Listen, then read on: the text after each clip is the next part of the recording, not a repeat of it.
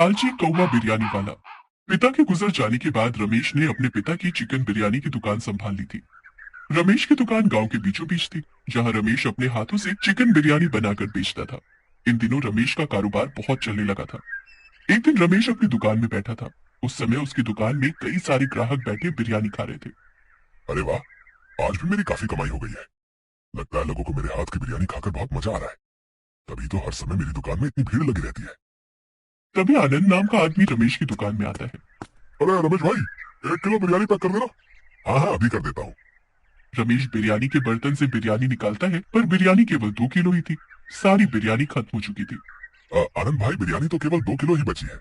आज सारी बिरयानी खत्म हो गई। अच्छा चलो, 2 किलो ही दे दो। रमेश आनंद को 2 किलो बिरयानी देता है। आनंद वो बिरयानी लेकर वहां से चला जाता है। तभी रमेश अपनी दुकान में देखता है, उसकी दुकान की सारी मुर्गियां भी खत्म हो चुकी हैं। अरे, मुर्गियां भी सारी खत्म हो चुकी है। अब मैं बिरयानी कैसे बनाऊंगा? चलो, मैं तुरंत जाकर कालू भाई से मुर्गियां लेकर आता हूँ। शाम होते ही रमेश दुकान बंद करके उसी गांव के एक कालू मुर्गी वाले के पास जाता है। ये लीजिए कालू भाई, 4,000 रुपए। और मुझे अच्छी वाली 12 मुर्गियां दे दीजिए। रमेश भाई, 12 मुर्गियों के 4,000 रुपए नहीं, बल्कि 10,000 रुपए लगेंगे। और मैं तो रोज 4,000 रुपए में 12 मुर्गे आपसे ले जाता हूँ। फिर आज 10,000 रुपए के कैसे? वो इसलिए कि मुर्गियों के दाम आज से बढ़ गए हैं। मुझे खुद इतने महंगे दाम में मुर्गियां मिली है। अब 10,000 में लेना हो तो लो, वरना जाओ यहाँ से। अरे ये क्या, अचानक से मुर्गियों के दाम इतने बढ़ गए। अब मैं दुकान में बिरयानी कैसे बेचूंगा?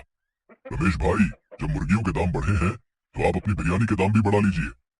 इससे आपको कोई नुकसान भी नहीं होगा। चलो ठीक है, आप 5 मुर्गियां दे दो। रमेश 5 मुर्गियां खरीद कर अपने घर आता है। देखते ही देखते सवेरा हो जाता है। तभी रमेश अपनी दुकान के बाहर एक बोर्ड लगा देता है, जिस पर लिखा था कि अब बिरयानी 1 किलो 400 रुपए की मिलेगी। ये बोर्ड पढ़कर कई सारे ग्राहक वहां से वापस चले जाते हैं। ये देखकर रमेश परेशान हो जाता है। शाम तक रमेश की दुकान में एक भी बिरयानी खाने नहीं आया। अरे ये क्या, आज तो एक भी ग्राहक मेरी दुकान में बिरयानी खाने नहीं आया। अरे ऐसे तो मेरा बहुत नुकसान हो जाएगा। तभी आनंद फिर से रमेश की दुकान में आता है। उसकी नजर जैसे ही बोर्ड पर पड़ती है, वो वहां से जाने लगता है। तभी रमेश आनंद को आवाज लगाता है।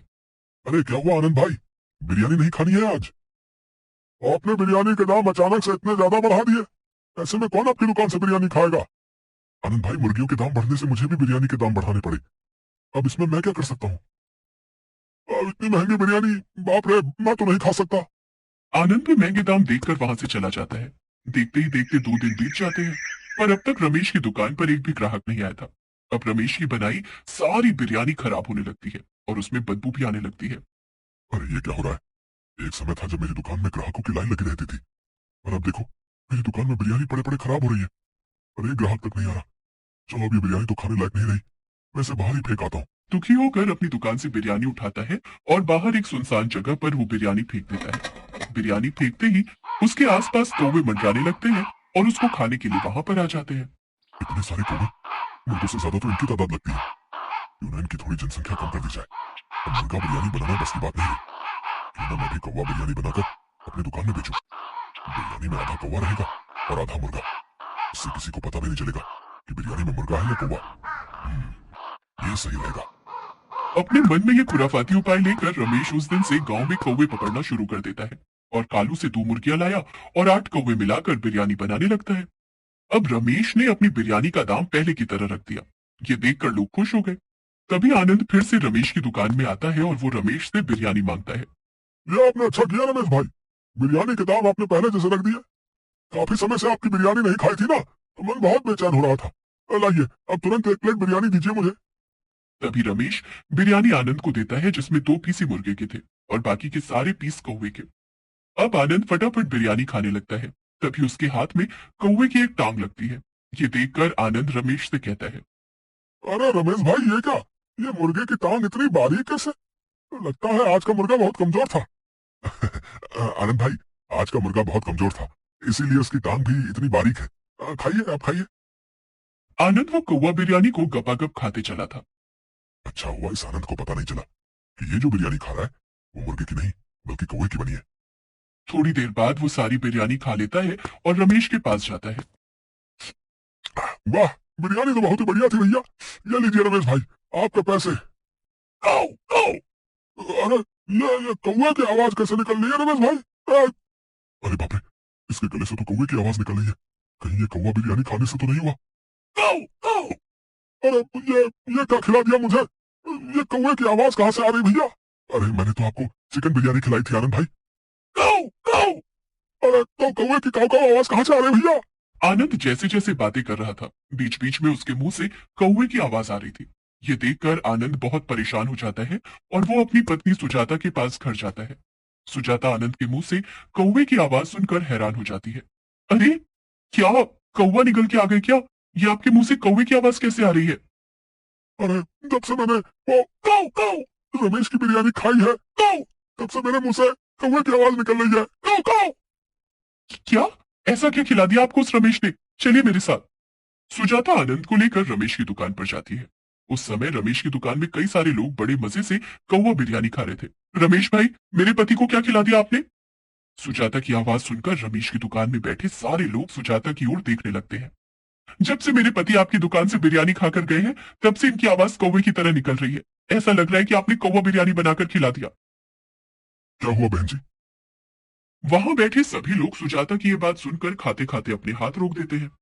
तभी एक कुलदीप नाम का आदमी हैरान हो जाता है। अरे बाप रे, इसका मतलब जिसे मैं इतनी देर से चिकन बिरयानी समझकर खा रहा था, वो कौवा बिरयानी है। ये क्या बोले जा रही हो आप बहन जी? कौवे की बिरयानी कोई बनाता है क्या? मेरी दुकान में केवल चिकन की बिरयानी बनती है। तभी कुलदीप दौड़ता हुआ रमेश के पास जाता है। वो जैसे ही रमेश से बात करता है, तभी उसकी आवाज भी कौवे की तरह निकलने लगती है। काऊ काऊ। अरे मेरी आवाज कौवे की तरह काऊ काऊ कैसे निकल रही है? कुलदीप की आवाज सुनकर वहां बैठे सारे लोग हैरान हो जाते हैं। तभी एक यश नाम का व्यक्ति रमेश की गर्दन पकड़ लेता है। अरे ये क्या खिला दिया तूने हमें, चिकन बिरयानी कहकर? वहां जितने भी लोगों ने कौवा बिरयानी खाई थी, उन सभी के मुंह से कौवे की आवाज निकल रही थी और वो सब गुस्से में आकर रमेश को मारने जाते हैं। ये देखकर रमेश वहां से भाग जाता है। काऊ काऊ। सुजाता, मुझे डॉक्टर के पास लेकर चलो। काऊ काऊ।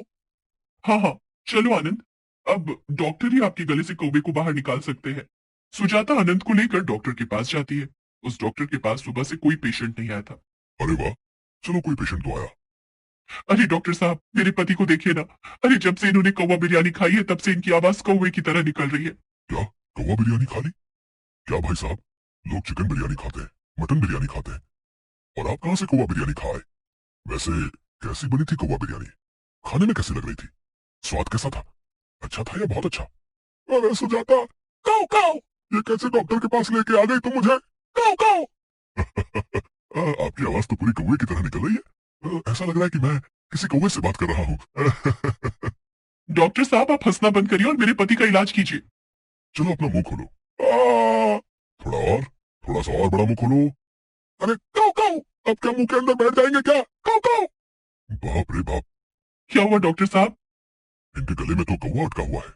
क्या, कौवा कहाँ से आ गया? अब कौवा बिरयानी खाई है तो कौवा ही आएगा ना, चिड़िया तो नहीं आएगी। अरे तो इनका इलाज करिए ना। पहले मुझे इनके गले को काट कर अलग करना होगा। क्या? काऊ काऊ, गला काट दोगे तो मैं जिंदा कैसे बचूंगा भैया? अरे सुजाता, मुझे नहीं करना इस डॉक्टर से इलाज, चलो यहाँ से। काऊ काऊ। अरे ऐसे कैसे जाओगे यहाँ से? गला तो काटना ही होगा। तभी वो डॉक्टर हाथ में छुरी लेकर आनंद के पीछे भागता है। आनंद चिल्लाते हुए तेजी से वहां से भाग जाता है। अरे आनंद, कहाँ भाग रहे हो? ये कैसे डॉक्टर के पास लेकर आ गई मुझे? ये डॉक्टर है या कसाई? तो मुझे मार ही डालेगा। जब मेरा गला ही कट जाएगा तो मैं जिंदा कैसे बचूंगा भैया? आनंद देखो, आपने इतनी बड़ी बात कही और एक बार भी आपके मुंह से कौवे की आवाज नहीं निकली, इसका मतलब आपका गला ठीक हो गया।